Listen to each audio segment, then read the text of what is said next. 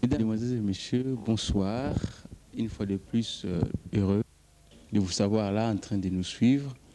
Nous sommes heureux, au fait, ce n'est pas un verbiage en disant que vous êtes là en train de nous suivre parce que nous sommes sûrs que vous nous suivez, étant donné que nous avons quand même des réactions venant des divers endroits au sujet de cette émission Tropicando et dans cette série d'émissions que nous faisons avec le prophète de l'Éternel, Paul-Joseph Mobila. Voilà, donc ce n'est plus un homme à présenter, vous le connaissez suffisamment parce que depuis un moment donné, nous sommes dans une série tout à fait spéciale où nous le recevons et il parle de la prophétie, notamment sur les Congos. Et là, il a développé beaucoup de choses, notamment l'agneau, les deux agneaux, l'agneau du soir, l'agneau du matin. Vous le savez, il a dit énormément des choses là-dessus pour typifier ces deux agneaux. Le premier agneau représentait Jésus, le deuxième agneau qui représente Jean, qu'il a dû expliquer comment ça représentait Jean, et ces gens, c'est les seconds qui devaient venir, et celui qui devait venir, c'est les Shiloh, c'est Michael. Il y a beaucoup de termes, beaucoup de choses que nous avons apprises ici. Alors aujourd'hui, l'émission va se focaliser sur le ministère de ces deux agneaux, qui est Jean, qui est Michael, qui est les Shiloh. Ces deux agneaux. Alors, si nous parlons en République démocratique du Congo, parce que ces deux agneaux se révèlent justement en République démocratique du Congo, ce pays des promesses, ce pays des prophéties, quel doit être le ministère ou les caractéristiques, si vous voulez, de cet agneau qui se révèle à partir d'un peuple, le peuple congolais, par rapport au monde entier, par rapport à tout l'univers. Est-ce que cet agneau qui se révèle en RDC a aussi, si vous voulez, des caractéristiques qui font qu'il soit un agneau universel, ou ce n'est qu'un agneau national? Parce que vous savez qu'il y a aussi des choses qui sont nationaux. Et cet agneau, nous l'avons dit, il avait dit c'était le pasteur. D'ailleurs, la dernière fois que nous avons suivi l'émission, c'était intitulé Le pasteur. Qui est le pasteur? Le pasteur, ça doit être un agneau. Alors, ce pasteur est-il tout simplement congolais, ou ce pasteur a des caractéristiques qui lui permettent d'avoir aussi un ministère, un sacerdoce, si vous voulez, universel? Voilà, prophète, je viens de circonscrire l'émission. Nous continuons sur cette lancée du pasteur.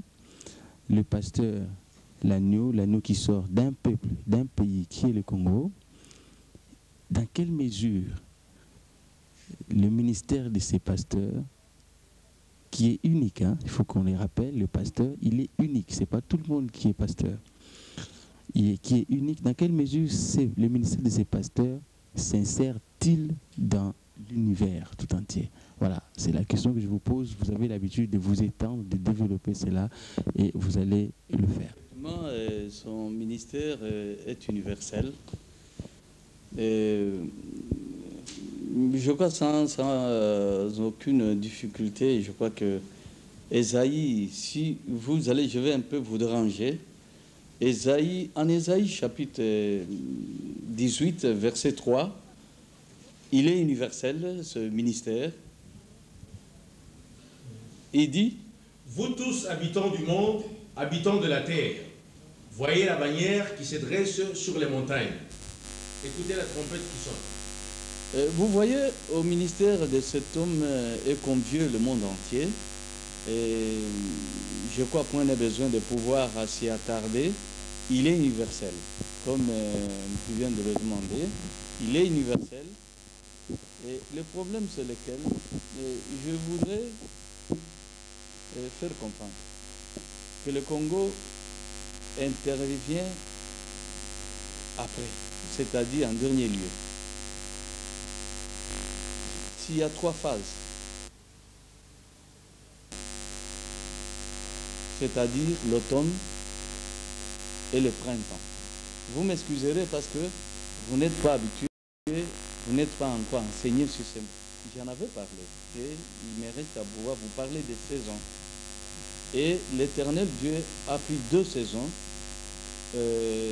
pendant lesquelles il pouvait réagir pour sauver l'humanité. C'est-à-dire, s'il y a eu l'agneau du matin, cet agneau, c'est pendant l'automne. Excusez-moi. Ce sera difficile de vous expliquer ça en 2 mots, 3 mots. Non, il faut qu'on puisse s'y étendre. Bon, l'agneau du matin intervient pendant quelle saison? C'est pendant l'automne.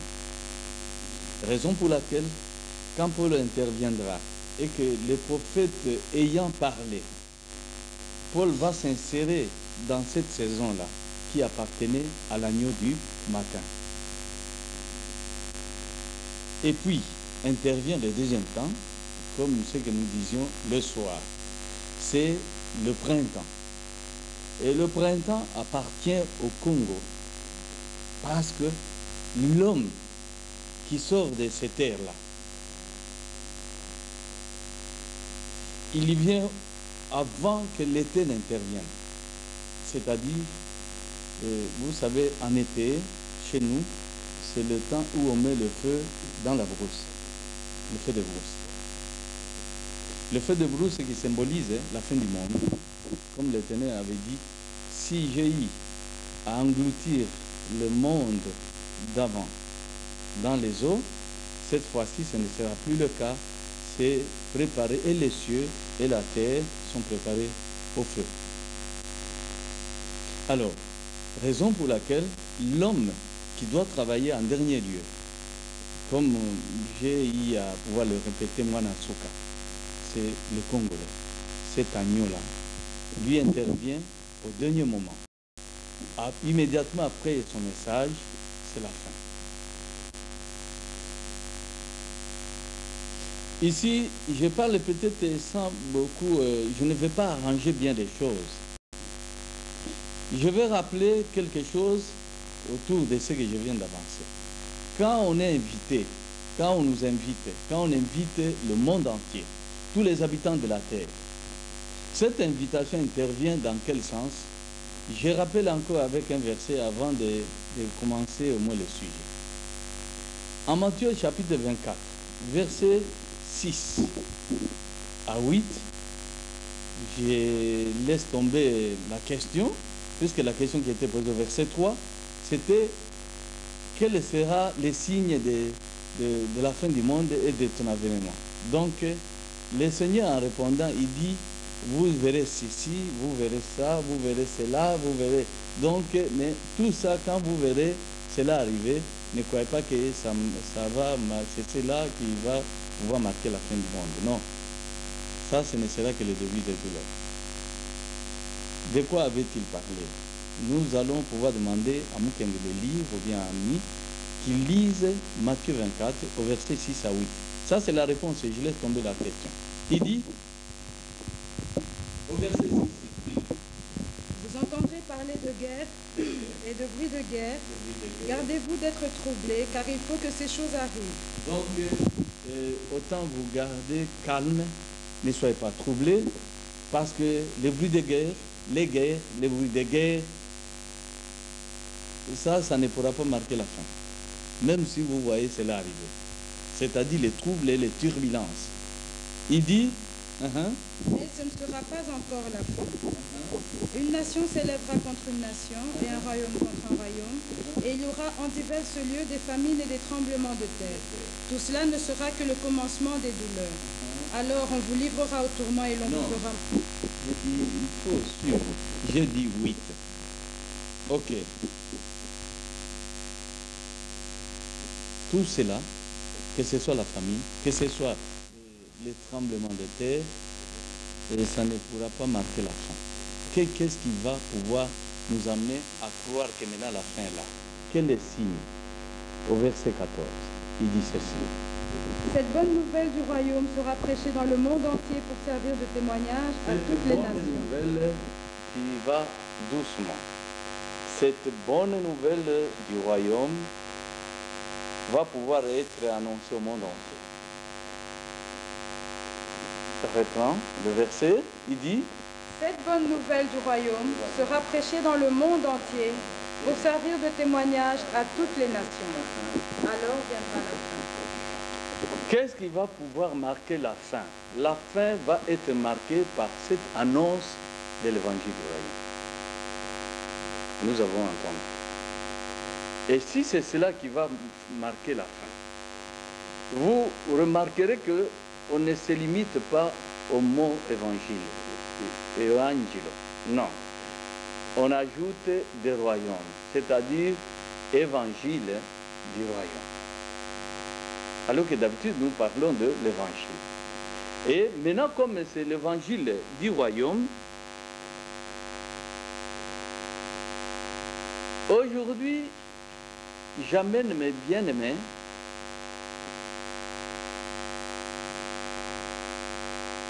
à pouvoir comprendre. Les bien-aimés dont je parle ici, je prends toute la nation d'abord. Et au travers de cette nation, toutes les nations.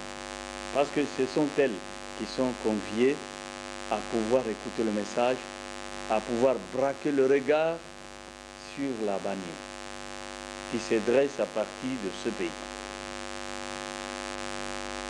Et comme ils sont conviés, j'aimerais leur faire comprendre quelque chose de très grand. Peut-être si je m'étais arrêté, j'allais pouvoir vous priver de cela. L'évangile du royaume. Et pour mieux comprendre cet évangile du royaume, j'aurais préféré, je crois, faire allusion au message que cet homme qui s'acharnait contre le Seigneur avait donné dès qu'il fut converti. Paul dit ceci en Acte 13, versets 32 et 33. C'est à partir de ce passage, c'était à partir de cette portion de l'Écriture que nous allons tirer notre sujet, qui ne me permettra pas à ce que je puisse vraiment garder la ligne de ce que je dois dire, mais tellement c'est trop délicat, tellement c'est trop profond. Alors, peut-être que je serai un peu avare de donner trop de versets, mais je ne pense pas, parce que je voudrais m'appuyer sur l'Écriture afin que vous puissiez croire de tout cœur ce qui sera dit. Je répète encore Acte 13, versets 32 et 33, il dit ceci. Et nous vous annonçons cette bonne nouvelle que la promesse se fait à nos pères. Et nous vous annonçons cette bonne nouvelle que La promesse à nos pères. vous voyez, c'est un français très pur que j'ai beaucoup aimé. Que nous, alors que la phrase a été prononcée il y a plusieurs milliers d'années. 2000 et plus. Cette phrase, Mukenge, je voudrais que vous puissiez la répéter, parce que si vous saisissez bien la phrase, il vous sera possible de mieux suivre l'homme qui vous parle. Il dit, Et nous vous annonçons cette bonne nouvelle que la promesse faite à nos pères. donc c'est une bonne nouvelle autour de la promesse faite à nos pères. C'est une bonne nouvelle, c'est-à-dire, je reviens, c'est l'évangile et Angelo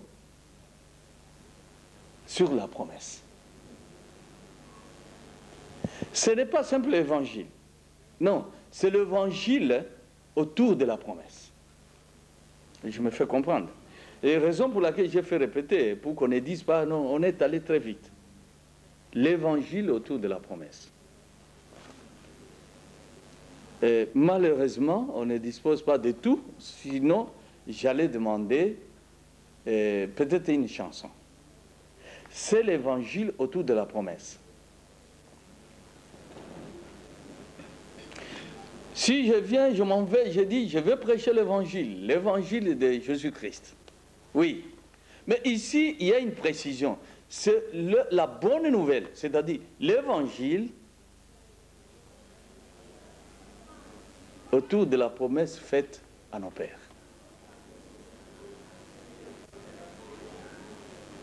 Et Mukwege, pour la dernière fois, pour ne pas trop t'importuner, donc il dit... Et nous vous annonçons cette bonne nouvelle que la promesse faite à nos pères, Dieu l'a accomplie pour nous, leurs enfants, en ressuscitant Jésus-Christ, selon ce qui est écrit dans le psaume 2e. Vous voyez, nous vous annonçons cette bonne nouvelle, hein, que la promesse faite à nos pères. Hein, c'est sur la promesse que Dieu a faite à nos pères. Alors, relis un peu à partir des mots promesse. Promesse faite. Cette bonne nouvelle que la promesse faite à nos pères, Dieu l'a accomplie pour nous, leurs enfants, en ressuscitant Jésus. Selon cette bonne nouvelle autour de la promesse. Paul dit, Dieu l'a accompli pour nous. Comment s'y est-il pris? Oui, je disais, comment s'y est-il pris? C'est en ressuscitant Jésus. Comment il a accompli? Quand il a ressuscité Jésus, Dieu le Père. En ressuscitant Jésus, il a accompli. Et tu remarqueras que tous les apôtres, tous les disciples, au moment de la crucifixion de notre Seigneur, ils étaient abattus.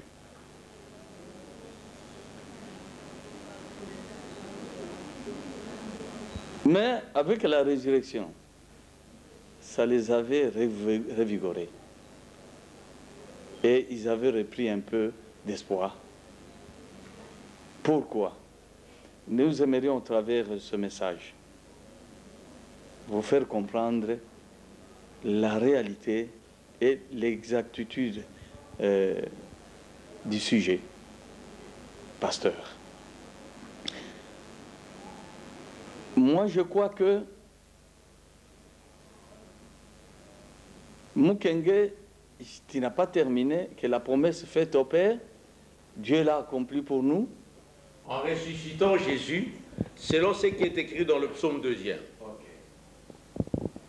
C'est selon ce qui est écrit dans le psaume 2e. Ce soir, j'aimerais vous parler du psaume 2e. C'est ça, les titres, le thème. Psaume 2e. Je me répète un peu, Paul. Psaume 2e. Qu'est-ce que cela veut dire? Ça voudrait dire tout simplement, c'est psaume chapitre 2. Mais Paul a prononcé disant, c'est psaume 2e. Pourquoi? Parce que c'est justement ça l'accomplissement de ce que Dieu avait promis à nos pères. C'est psaume 2e. Bref, c'est la royauté. Essayons un peu de pouvoir lire à la hâte psaume 2, que Paul a pu appeler psaume 2e. Parce que nous serons dans l'obligation de pouvoir nous prononcer comme ça, selon l'esprit. Psaume 2e. Quand nous disons psaume 2e, comprenez déjà que nous faisons allusion, on évoque la royauté, pour laquelle le Seigneur a pu souffrir, a pu endurer les souffrances, et pour laquelle le vaillant autour de lui ont pu souffrir, et pour laquelle nous aussi aujourd'hui, nous souffrons. C'est psaume 2e. Mais lis d'abord au psaume chapitre 2, versets 1 à 2, Pourquoi ce tumulte parmi les nations, ces vaines pensées parmi les peuples? Pourquoi les rois de la terre se soulèvent-ils et les princes se liguent-ils avec eux contre l'Éternel et contre son oint?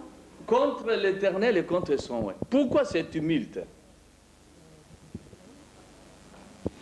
Pourquoi ce tumulte parmi les nations?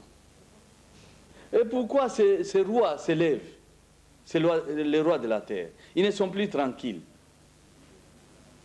Mais Mukenge, si tu peux être très rapide. Hein? Matthieu 2. Matthieu 2, si les frères peuvent se demander tumulte, pourquoi? C'est-à-dire les agitations. Celui qui pose la question, c'est l'Éternel, le Créateur.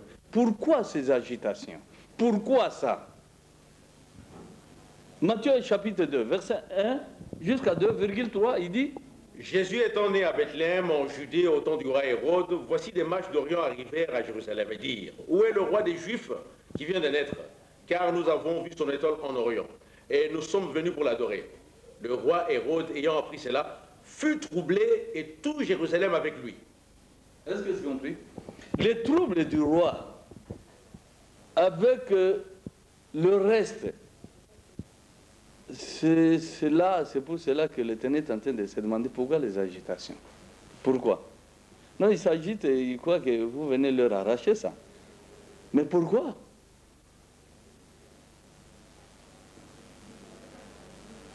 Alors, au verset 3, verset 4, 5, il dit, psaume, je reviens, Annie, toi tu gardes Matthieu d'abord. Il dit: Brisons leurs liens, délivrons-nous de leurs chaînes. Celui qui siège dans les cieux rit, le Seigneur se moque d'eux. Alors, ça fait rire l'Éternel. Les agitations, ils sont en train de dire: brisons ça, il faut casser ça. Alors l'Éternel Dieu, ça lui fait rire. Il s'en moque et dit quoi? Il ajoute en disant: Puis il leur parle dans sa colère, il les épouvante dans sa fureur. C'est moi qui ai oint mon roi, sur Sion, ma montagne sainte. Mais vous vous agitez alors que c'est moi qui vous ai créé. Vous vous agitez, c'est moi qui ai tout préparé. Hein? C'est moi qui ai permis à ce que vous puissiez être comme ça. C'est moi. Et moi, j'ai oint mon oint. Et qu'est-ce qu'on croit? On a oublié. On a oublié la raison d'être même de l'Église. Mon frère, journaliste, si tu me suis, et même l'Église ne se retrouve plus. C'est ce que j'avais dit. Quand on ne se reconnaît plus, c'est fini. L'Église ne sait plus d'où il vient, où il va. Pourquoi ces agitations? C'est eux-mêmes qui aident même les agitations. Pourquoi? L'Éternel dit: moi j'ai oint mon oint, mon roi. C'est ce que j'ai fait. Maintenant, quand vous vous agitez, ça veut dire quoi? Et quand je le oint comme ça, il ajoute, disant au verset 7, que c'est un décret. C'est sur décret. Il dit: Je publierai le décret. L'Éternel m'a dit, tu es mon fils, je t'ai engendré aujourd'hui. Automatiquement, je l'ai engendré. Le fait que je l'ai préparé pour moi l'Éternel, je l'ai engendré, il est à partir dès aujourd'hui, il est mon fils. Je l'ai engendré. Jusque-là, je vois que tu me suis attentivement. Donc, Dieu vient d'engendrer un fils. Et je reviens maintenant à Paul. Comprenez qu'il y a dans d'autres interventions où Paul n'est pas content. Mais ici, il était émerveillé. Il dit: nous vous annonçons, c'est une très bonne nouvelle. Hein? Cette bonne nouvelle autour des promesses faites que Dieu a faites à nos pères. Ce qui a amené Dieu à pouvoir être obligé de sortir ce Jésus qu'on venait d'éliminer. Il faut qu'il ne voie pas la corruption. Et ici, d'emblée, je réponds à la question, à la préoccupation de mes bien-aimés frères, de l'église là dont tu m'avais parlé, Mukenge. Alors, maintenant, ici, on voit comme si Jésus a échoué dans sa politique. Non, il n'a pas échoué, mais par contre, il a réussi. à 100%. Parce qu'il fallait nécessairement passer par cette voie-là, des souffrances.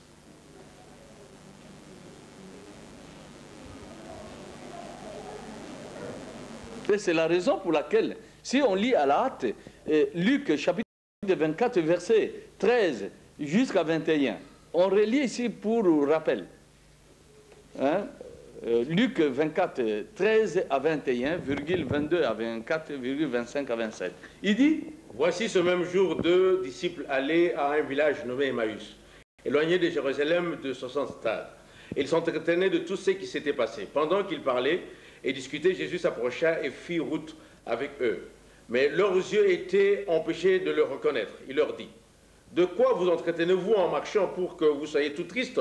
L'un d'eux, nommé Cléopas, lui répondit: Es-tu le seul qui, séjournant à Jérusalem, ne sache pas ce qui est arrivé ces jours-ci?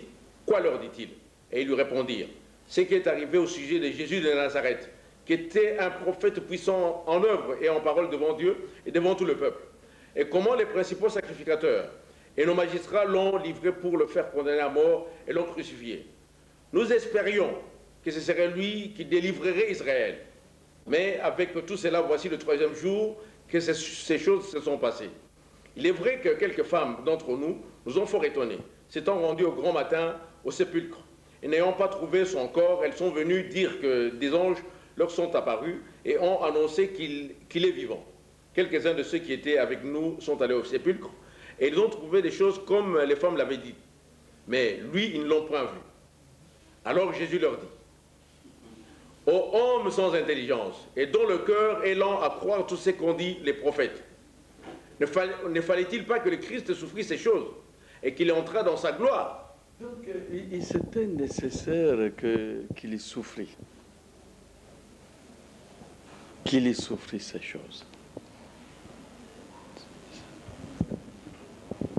Et peut-être j'ai trouvé qu'il était aussi impérieux de vous en parler. Parce qu'on a cru, mais peut-être malheureusement on n'a pas su au moins être enseigné. Mais vous regrettez, vous êtes abattu. Mais il lui fallait passer par cette voie-là, des souffrances. C'est par cette voie qu'il pouvait payer les prix. Afin que cette chose qui avait été annoncée à partir d'Éden, du jardin d'Éden, puisse avoir son accomplissement. Comment vous pouvez être cassé comme ça? Dieu l'avait déjà annoncé. Il avait dit: je crée l'inimitié entre toi et la femme. C'est ce qu'il avait déclaré à l'ennemi. Donc, comment l'Église a pu oublier? Hein? Il fallait quand même mettre quelques jalons pour qu'enfin, sur les chemins de retour, qu'on ne puisse pas se perdre. Alors, c'est la raison pour laquelle même l'Église ne se retrouve plus. L'Église, je peux même dire, l'Église se fait enseigner maintenant par les païens. Ce sont des païens maintenant qui donnent des directives, qui enseignent, parce que ce n'est pas possible. Mais vous avez cru. C'est vous qui devez aider. La mission que nous avons, c'est de pouvoir convertir le monde entier. Ils doivent revenir à Dieu, tous. Et maintenant, ce n'est pas à eux de pouvoir nous enseigner, ce n'est pas à eux de pouvoir nous diriger, nous donner des conseils. Non, c'est nous qui devons enseigner ces gens. Alors, maintenant, vous voyez cette distraction-là, petit à petit, ça nous amène à pouvoir déraper et nous nous retrouvons dans les ravins. On n'est plus sur les chemins. On ne sait plus pourquoi nous avons cru. Et c'est la raison pour laquelle, aujourd'hui, nous qui appartenons à cette nation, nous qui appartenons à ce pays, à ces terres, prédites déjà par les prophètes, comme étant les terres à partir desquelles l'Éternel allait reconvertir le monde entier. Et nous ne devons pas jouer, on doit travailler sérieusement. Et la seule façon de pouvoir travailler, c'est ce que nous sommes en train de faire. Malheureusement, sans soutien de nos compatriotes qui nous laissent seuls. Il y en a de ceux-là vraiment qui souffrent.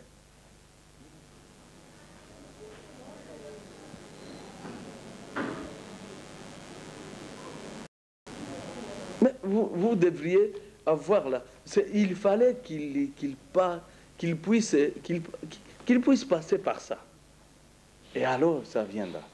Et c'est ainsi, c'est lui qui leur parle, c'est le Seigneur, lui-même, qu'eux n'avaient pas reconnu. Il était caché à leurs yeux. Ils croyaient que c'était un autre homme, alors que c'était lui qui leur rappelait ça. Après qu'il leur ait rappelé, et il essaie, il leur est apparu aux disciples, il leur a parlé. Je crois pendant un certain temps, et puis il a ouvert leur entendement, disant, attendez, qui est la force qui puisse vous faire comprendre davantage? C'est l'Esprit Saint. Quand l'Esprit Saint est venu, alors ils ont compris. Le même jour déjà, c'était un développement de mémoire. Parce que je vois l'intervention de Pierre, c'était par un discours canon. En Actes chapitre 2, verset 22 à 24, virgule 25 à 30, et on va ajouter 31. Il dit ceci. Hommes israélites, écoutez ces paroles. Jésus de Nazareth, cet homme à qui Dieu a rendu témoignage devant vous par les miracles, les prodiges et les signes qu'il a opérés par lui au milieu de vous, comme vous le savez vous-même. Comme vous le savez un instant, garde là, tu vas continuer. Si on a eu à pouvoir vivre les merveilles de Dieu par les miracles, les différents miracles opérés par Jésus pendant son ministère. Mais, bien aimé, je vous rappelle que le plus grand miracle, c'est celui qui s'est produit en dernier lieu. Et parce qu'il criait Eloi, Eloi, lama sabachthani. Hein? Donc, c'est un cri de détresse et autour duquel on ne pouvait pas vraiment espérer. On ne devait qu'être abattu. Mon Dieu, pourquoi tu m'as abandonné?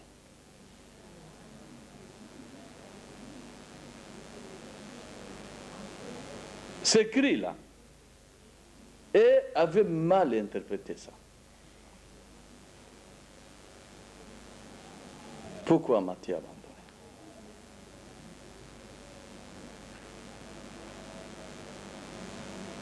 Mais ces gens-là remplis de l'esprit de ce feu-là, je les entends maintenant parler autrement.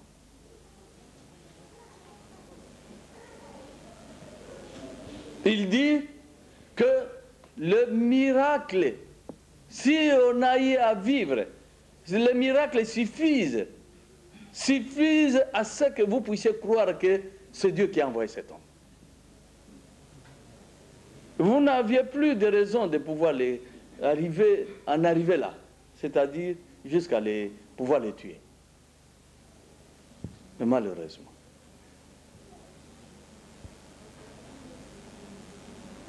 Mais Dieu ne l'a pas laissé parce que, en démontrant ça, en faisant cette grande manifestation de l'Esprit, vous devriez un peu vous retenir à pouvoir faire ce que vous avez fait. Malheureusement. Et je comprends. Plus tard, là, il dit, je comprends, au chapitre 3, le même Pierre, il dit, je vous comprends. Je vous comprends. C'était par mes connaissances. Sinon, vous ne devriez pas les tuer. Et c'est la raison pour laquelle les plus grands miracles, ce n'était pas seulement de voir les boiteux et les aveugles et les gens enfiévrés. Donc non, le plus grand miracle, c'est que l'Éternel Dieu va se voir dans l'obligation de pouvoir descendre et ressusciter ce corps-là avant qu'il ne puisse voir la corruption. le corps de l'homme de Nazareth. Il a ressuscité. Au travers de cette résurrection, nous voyons l'effervescence de joie. Donc, disant, enfin. Peut-être plusieurs chrétiens ne comprennent pas d'où leur venait cette joie-là. La joie, c'est que si Jésus n'était pas ressuscité, si Dieu créateur n'avait pas ressuscité Jésus, tout était perdu. On perdait tout espoir, on perdait toute espérance. Il n'y avait plus rien à pouvoir espérer. Pourquoi? Parce que Jésus est venu payer les prix. Non seulement de délivrer les gens par le pardon de leurs péchés, mais de délivrer le peuple pour qu'il puisse le réhabiliter. Je me fais comprendre. Alors, c'est ce qui avait fait renaître de l'espoir. Quand ils disent c'est une très bonne nouvelle, alors très bonne. Et cette bonne nouvelle du royaume, parce que c'est l'évangile qui délivre. Et maintenant nous comprenons que ce que Dieu avait promis à nos pères va s'accomplir, puisqu'il n'a pas laissé cet homme dans les entrailles des terres. Il l'a sorti. Alors s'il l'a sorti, c'est sur lui, en premier lieu, que s'accomplit au moins ce qui avait été dit, ce qui avait été promis au père David. Et si Jésus ne ressuscitait pas, alors tout était perdu. Tout n'était pas perdu parce qu'il s'est fait tuer. Non. La mort n'a pas eu, au moins de... ne l'a pas enchaîné, ne l'a pas bloqué. Il est sorti, il s'est dégagé, il est sorti. Alors, raison pour laquelle, en disant, continue maintenant là où tu t'étais arrêté. Cet homme, livré selon le dessein arrêté, selon la préscience de Dieu, vous l'avez crucifié, vous l'avez fait mourir par la main des impies. Dieu l'a ressuscité en le délivrant des liens de la mort, parce qu'il n'était pas possible qu'il fût retenu par elle. Car David dit de lui... Il ne pouvait pas être retenu par les liens de la mort. Il ne pouvait pas être bloqué. Il a été libéré. Oh, il n'y avait personne qui avait ce pouvoir-là, de pouvoir se libérer comme ça. Mais lui, il s'est libéré. Et nous disons, dans un langage commun, Dieu le Père l'a ressuscité. Il est sorti. Et en sortant, alors, Israël a trouvé l'espoir, disant alors, comme tu es ressuscité, tu te rappelles la question? Et maintenant, tu délivres maintenant Israël. Cette question, c'est une question posée avec émotion. Donc, je me fais comprendre, je crois. Alors, continue, Annie. Car David dit de lui, je voyais constamment le Seigneur devant moi, parce qu'il est à ma droite, afin que je ne sois point ébranlé. Alléluia. Aussi mon cœur est dans la joie et ma langue dans l'allégresse, et même ma chair reposera avec espérance. Vous voyez, ma chair maintenant va reposer, puisqu'il était prophète. Parce qu'il voyait avant que les choses n'arrivent. Il voyait que lui, s'il a été enterré, mais la promesse a dit, un de tes fils, pas un de tes fils seulement, ta progéniture, ta postérité, je vais l'élever après toi. Je vais l'élever après toi. Et cette postérité, automatiquement, on voit Jésus. Je vais l'élever. Bien que Jésus, par la suite, va aussi pointer quelqu'un d'autre. Qu'eux ne voyaient pas, qu'on ne voyait pas directement. Cet homme-là, il était comme caché derrière Jésus. C'est comme si Jésus l'a engendré. Alors que nous, on regardait la postérité, on regardait cette postérité qui était déjà d'avance annoncée au jardin d'Éden. Je me fais comprendre. C'est la postérité de la femme. Et on regardait Jésus. Alors que Jésus va se regarder disant, ce n'est pas moi seulement. Je ne suis pas seul, nous sommes à deux. Fils unique. Alors c'est ainsi qu'il va pointer quelqu'un. Vous n'allez pas dire blasphémer pour dire Jésus alors il était dépassé. C'est ça? Lui ne comprenait pas qu'il était le fils unique. Et je crois que, avec tout le respect qu'on a de l'écriture, je crois, tu dois comprendre que l'Esprit Saint ne se trompe jamais. Et Jésus n'était pas dépassé non plus. Il était cloué, déjà cloué.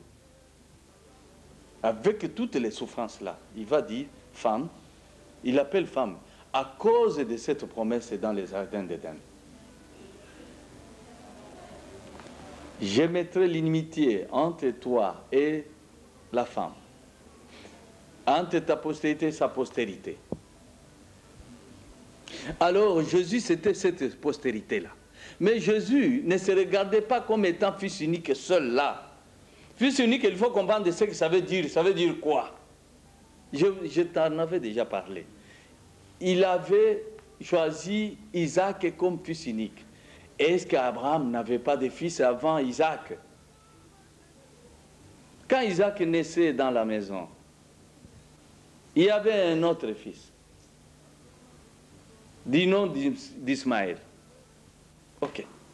Vous comprenez, fils unique, demandez à Mkongouila qui vous l'enseigne. Unique veut dire quoi? Ce n'est pas le sujet d'aujourd'hui.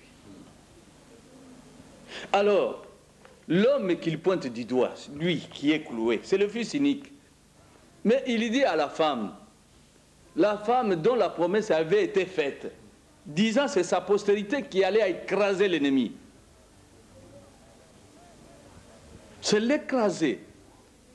Et puis, s'asseoir maintenant sur la chaise et renvoyer l'usurpateur. Est-ce que c'est compris? Et c'est la raison pour laquelle il pointait du doigt quelqu'un. Femme, voici ton fils. C'est-à-dire, désormais, moi je m'en vais, mais le fils est toujours là. Console-toi. Alors, maintenant, revenons à nous.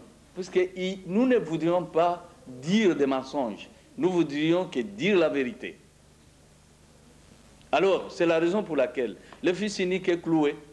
Mais le fils unique qui est cloué, il pointe du doigt que tu n'es pas resté sans enfant encore. Là, le fils est là. C'est Jean. Jean qui typifie l'homme qui viendrait des extrémités de la terre. Raison pour laquelle, quand on lui avait posé la question, c'est maintenant que tu viens de livrer maintenant Israël pour que les choses. Il dit, vous allez prêcher à partir de Jérusalem, en Judée. Vous irez en Samarie et jusqu'aux extrémités de la terre. Les extrémités de la terre, il pointait du doigt, c'est ici en Afrique. C'est-à-dire, si c'est terre que nous occupons, moi et toi, Basile. C'est ça, extrémité de la terre. Pourquoi appeler extrémité? Puisque c'est là où se terminerait la prophétie. Raison pour laquelle, quand on invite maintenant, Jésus qui était limité, mais celui-ci, on lui dit, c'est toute la terre. Regardez la bannière. Vous tous qui occupez les terres, qui occupez le globe, vous qui occupez la planète, regardez la bannière à partir du pays sillonné de fleuves. Est-ce que je me fais comprendre? Cette fois-ci, l'homme qui vient en dernier lieu, Mwana Yasuka, lui a la responsabilité de toute la terre.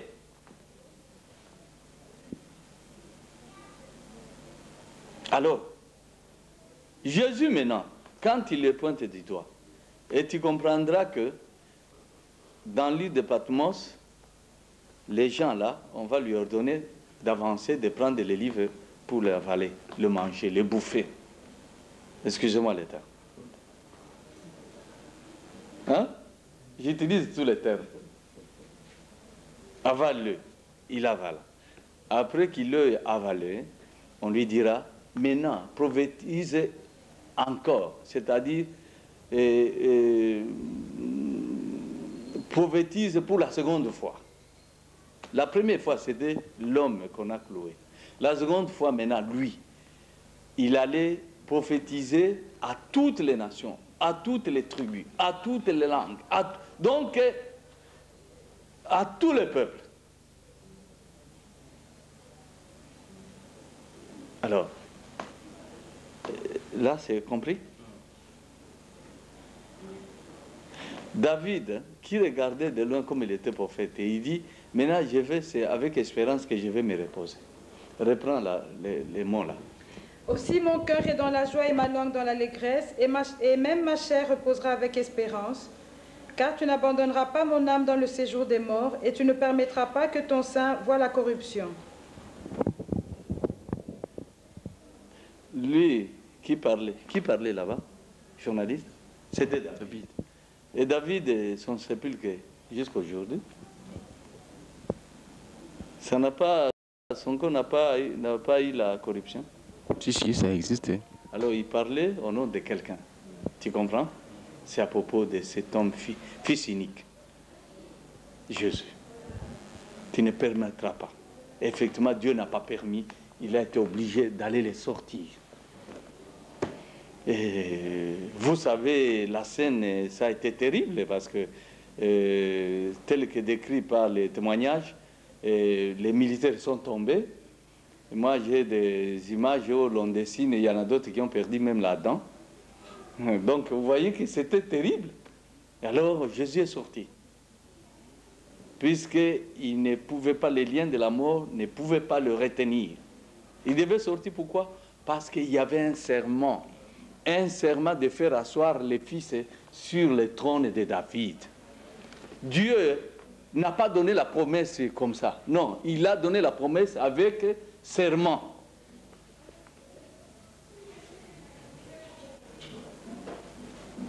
Je me fais comprendre. Je dis bien avec serment. Est-ce que c'est bien que j'avance un verset? Parce que peut-être ça commence à nager devant mes yeux. Hébreux 6. Hébreux 6. Verset 15 jusqu'à 17,18, je crois. Jusqu'à 17 d'abord. Il dit, c'est ainsi qu'Abraham, ayant persévéré, obtint l'effet de la promesse. Or, les hommes jurent par celui qui est plus grand qu'eux. Et le serment est une garantie qui met fin à tous leurs différends.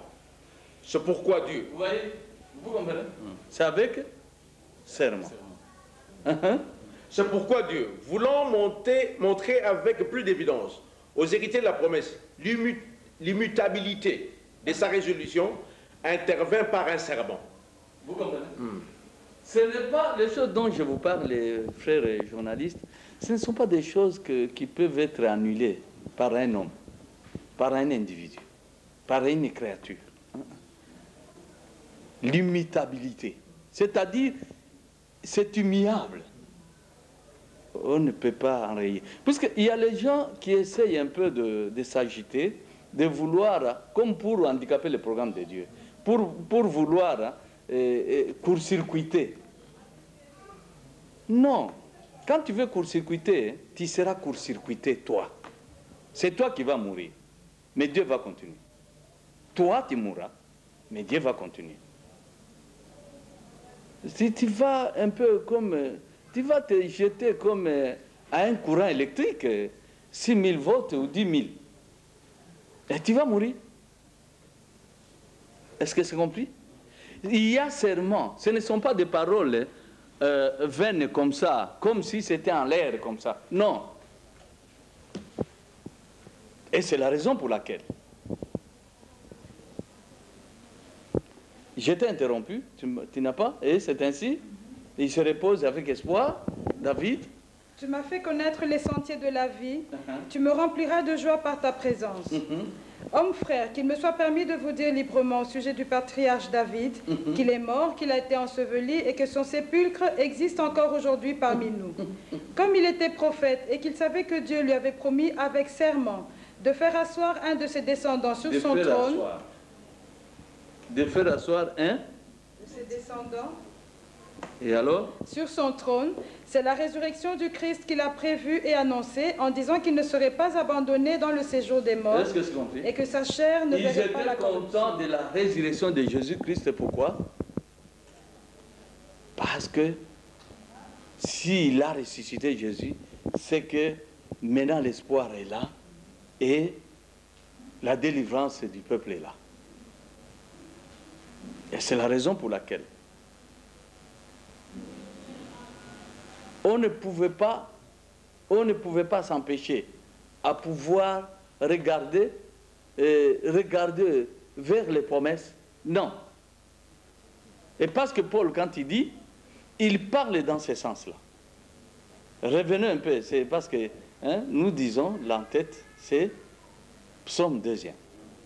Psaume 2e veut dire tout simplement la royauté. C'est ce que Israël a attendu et c'est ce que le deuxième cœur attend. Et alors, il dit, revenons un peu à Paul. Là, c'était, vous voyez, c'est comme la passe d'une équipe. Pierre en parle, Jésus en a parlé, Pierre en a parlé, et ici c'est Paul. Maintenant, il se passe la balle. Que dit Paul en acte 13, verset 34, Mukenge? Il dit qu'il est ressuscité des morts de telle sorte qu'il ne retournera pas à la corruption. C'est ce qu'il a déclaré en disant « Je vous donnerai les grâces saintes promises à David, ces grâces qui sont assurées. » Est-ce que tu comprends? Qu'il est ressuscité. Ce n'est pas la résurrection pour la résurrection. Et on commence à l'embrasser. Bien-aimé, ah Seigneur, ah que Dieu soit loué. Maintenant Marie sera consolée. Oh Marie, maintenant ton enfant est là. Ah, bon, allez chercher. Vous lui cherchez même des œufs. Vous lui préparez vraiment une omelette. Oui, c'est ça. Non. Qu'il ait ressuscité, ça nous rassure maintenant. Ça nous rassure sur toutes les promesses faites à David. Ce n'est pas la résurrection parce que la résurrection. Non. Ça nous rassure maintenant que Dieu va accomplir tout ce qu'il a promis, qu'il nous a promis au travers de David.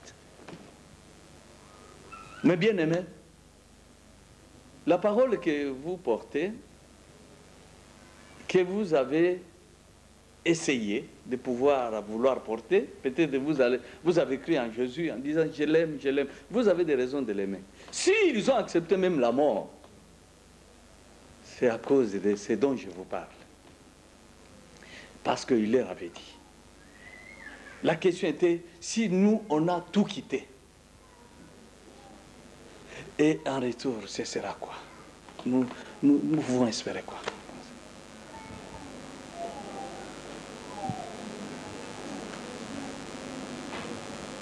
Vous comprenez? Oui.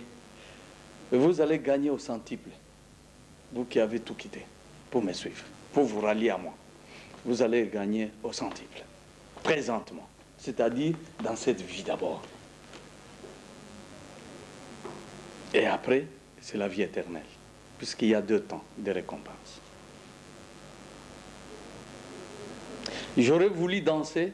Malheureusement, il n'y a pas de musique. La musique, c'est ce qui sort de ma bouche seulement. Est-ce qu'on va danser? Je vais faire danser même mon journaliste. Donc, présentement, vous allez gagner au centuple. C'est ce qu'on appelle en politique les dividendes. Et à l'avenir, dans l'autre siècle, c'est-à-dire, il y a 2 temps pour les chrétiens.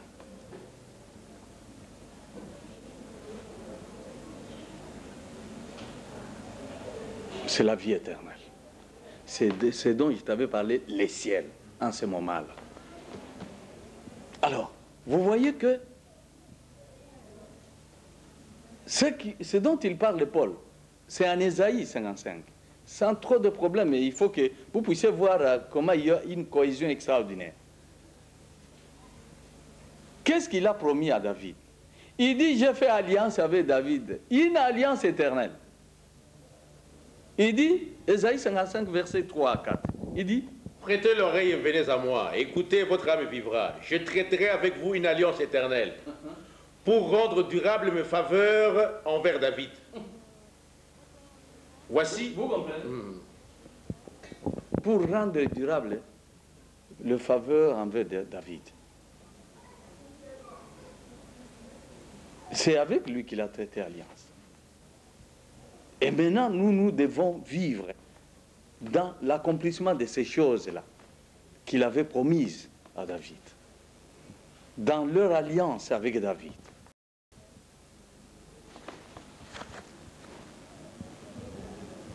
Voilà. Raison pour laquelle, s'il a traité alliance avec David, peut-être c'est mieux de donner un petit verset avant d'écouter. Oui, le tout dernier. En 2 Samuel. Peut-être dans la suite, puisque j'ai encore beaucoup à dire, dans la suite, je vais reprendre par ce verset-là. 2 Samuel, chapitre 7, verset 8. Mais avant de lire 8, il y a là où lui, David, étant assis dans la maison des cèdres. Il regarde et il dit, mais c'est lui qui m'a fait asseoir ici, c'est l'Éternel Dieu. Pourquoi est-ce que lui va rester sous les tentes? Sous des tentes, non. Il faut que je lui construise une maison. Il dit, est-ce que j'ai réclamé, moi? J'ai réclamé. Pendant toutes vos générations ici, depuis que je vous ai sorti d'Égypte, je vous ai réclamé. J'ai toujours voyagé avec vous comme ça. Ah non, moi j'aimerais. Alors, 2 Samuel, rapidement, Mukinge, même sans explication, il dit, 2 Samuel, vous ne lisez pas ce que je viens de dire. Ça, c'est au début. Verset 8, virgule 9 à 10, virgule 11, virgule 12, virgule 13. Il dit, Maintenant tu diras à mon serviteur David, ainsi parle l'Éternel des armées. Je t'ai pris au pâturage derrière les brebis pour que tu fusses chef sur mon peuple, sur Israël. J'ai été avec toi partout où tu as marché, j'ai exterminé tous tes ennemis devant toi, et j'ai rendu ton nom grand comme le nom des grands qui sont sur la terre. voyez, je t'ai pris derrière les troupeaux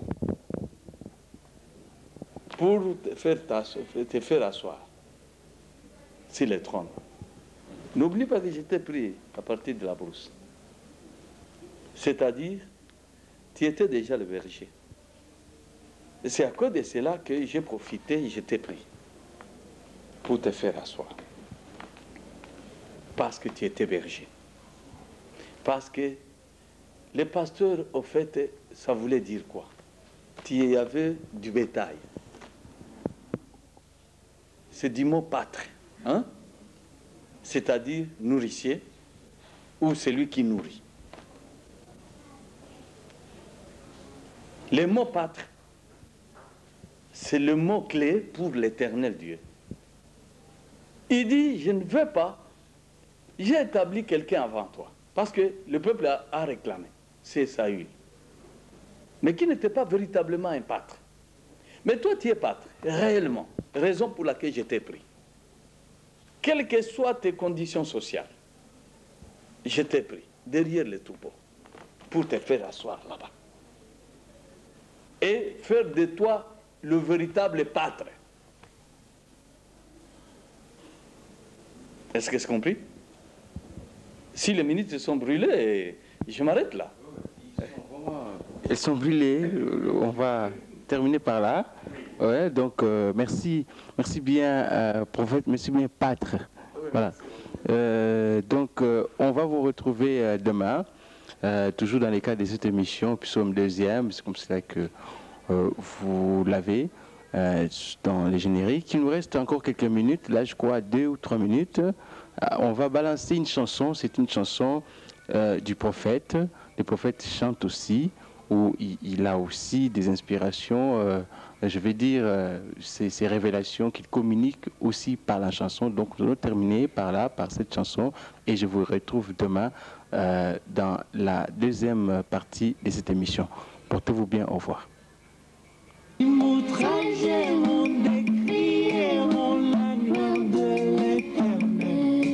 Ils épieront pour savoir comment tu me délivrais. Parce que je marche dans tes saintes voies éternelles. Mon Dieu, aie pitié de moi. Me voici, Seigneur. Oui, je viens. Mon fardeau